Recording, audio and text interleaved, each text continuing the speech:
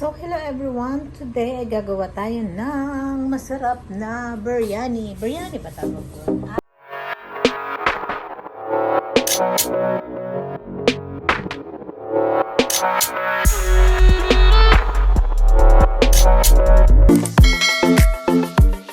So, ito guys, yung ating biryani masala. Ito yung mix. Ito yung powder.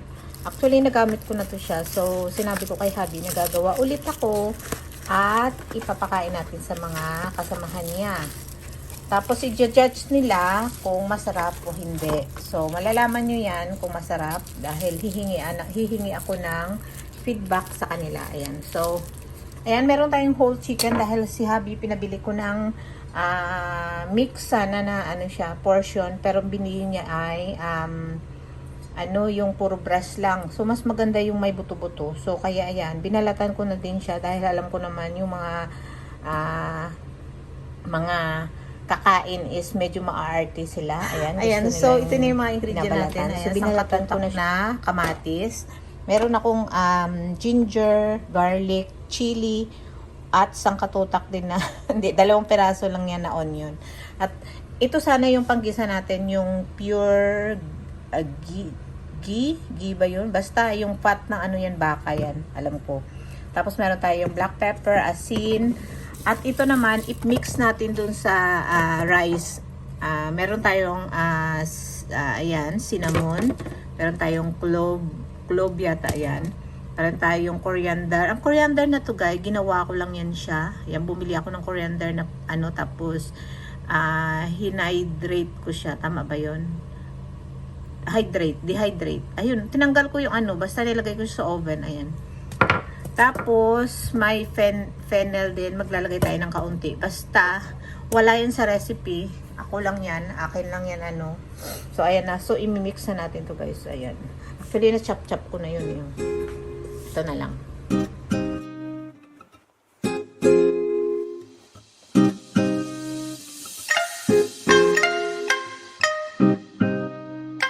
So, sa paghugas pala guys ng manok, ako ay nilalamas ko siya sa asin. Ayan. So, ayan. Ayan.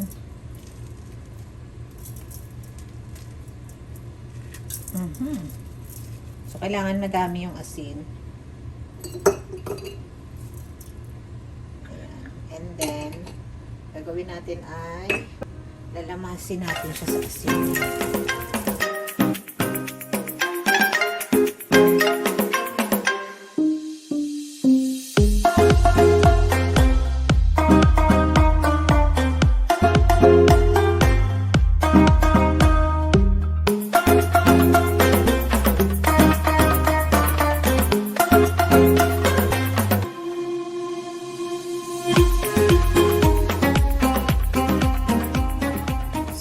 Ating rice guys, yung rice pala na gamit ko ay basmati rice siya dahil ito naman yung normal na ginagamit nila sa pagluluto ng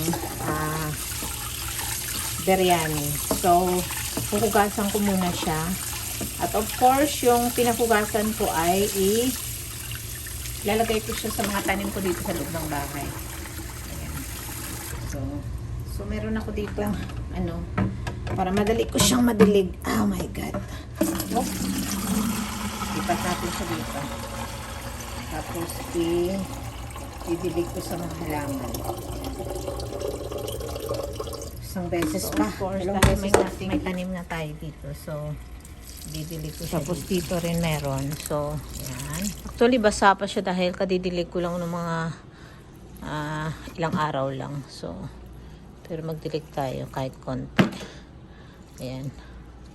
So, yung ano pala ni Oreo nandiyan din. Ayan. Balikan natin para sa maging healthy sila. Actually, meron pa akong isa. Meron din akong fortune plan dito. Ayan. So, ngayon guys, meron halaman dito sa loob ng bahay. Rice at may ano na din. 5 cups na rice at 5 cups na ano tawag dito, water. So ngayon ay lalagyan natin siya ng spicy. maglalagay ako ng fennel. Ayan. Konti lang. Konti daw. Tapos ng dagdag. Ayan. Tapos maglalagay tayo ng, actually, tatlo lang ilalagay ko dito. Konti lang din. Hindi naman mag-aasa. Ayan. Naglalagay ako niyan. At meron tayong, maglalagay tayo ng isang piraso lang ilalagay ko. Ayan. So kasi, kaya isang piraso lang dahil meron ng mga spices yung ano eh. And so ilagay na natin. So siguro lagyan ko siya ng kaunting asin. Kahit kaunting-kaunti lang. Last time hindi ako naglagay ng asin. Ngayon naglalagay ako ng asin. O, ayan na siya. So ibabad muna natin siya for hanggang sa magisa ko lang yung aking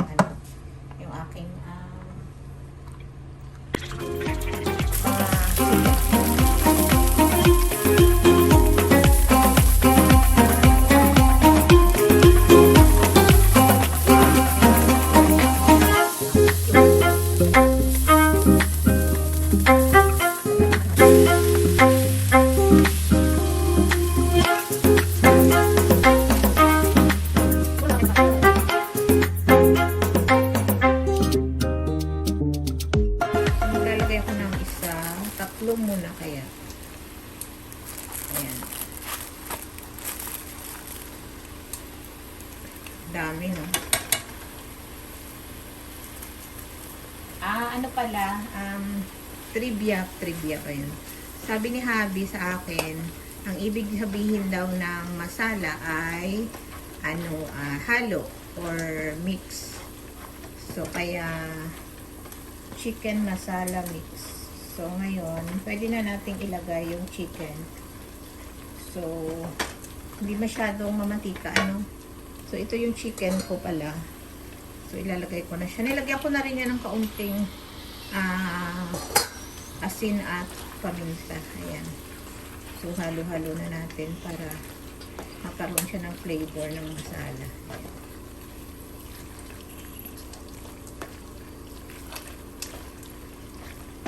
Lagyan ko pa yan. Ayan, haluin ko lang siya ng haluin. Hanggang sa medyo ma-luto siya.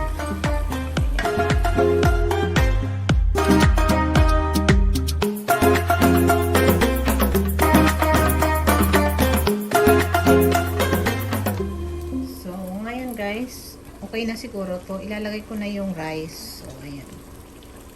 Lagay na natin yung rice. So, yung rice pala ay strain ko na rin siya.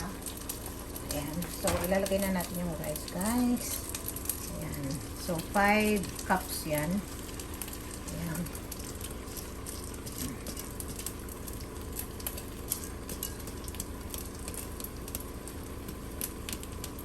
So, baka nagtaka kayo kung nasaan na yung saan na yung water niya. Of course, ilalagay natin yung water niya, guys. Anuhin ko lang siya. Takanin ko lang siya. Takanin, ano ba yun? Ikanan ko lang siya. Tapos, ilalagay na natin yung kanyang water. Yung mismong water ng ng aking rice kanina. So, 5 cups din to. So, ayan. Lahatin na natin. So, iwan muna natin siya for how many minutes. Ayan. Yung apoy, taasan natin. So, iwan ko siya dito for hanggang sa siya. Mag-subside. So, hinaan ko yung apoy niya, guys. See you later. Tikman ko muna kung anong lasa. Ayan. So, naisip ko na lagyan ko siya ng konting asin kasi kung titikman mo to, medyo maano siya, ang tawag dito, matabang. So, maglalagay ako ng kaunti lang na asin. Hindi ko muna siya hahaluin pa. Mamaya ko na haluin. Yan. Kasi baka mamaya umalat, diba? 10 minutes pa na mahinang apoy lang. Parang ano lang siya. Para lang maluto lang yung rice. Nag-timer ako para ano. Ooh. Ayan. So, tingnan natin kung ano na siya. Kung luto na. I think luto na siya. So, this is the time na para ihaluin natin. Kailangan ng haluin.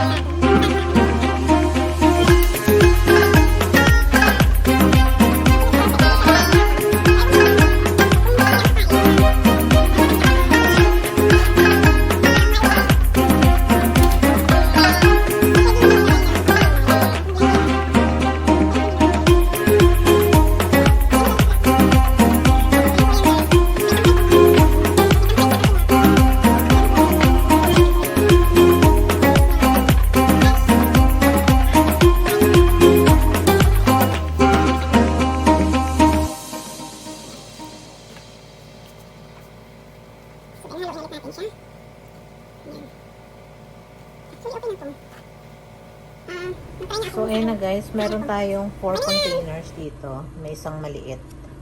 Pero hindi naman ganun kaliit. So, meron sa 5 cups na ginawa ko. So, 4 containers. Ayan. So, I hope na magustuhan nila.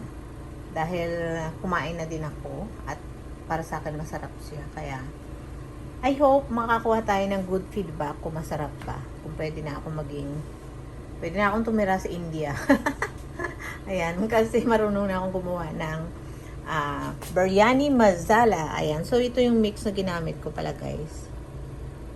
Ayan, pero hindi siya pareha sa iba. Siyempre, pag niluto mo ganyan na yan.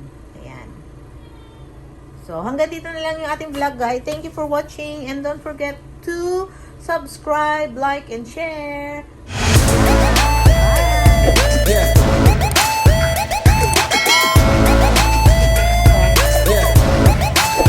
Biryani.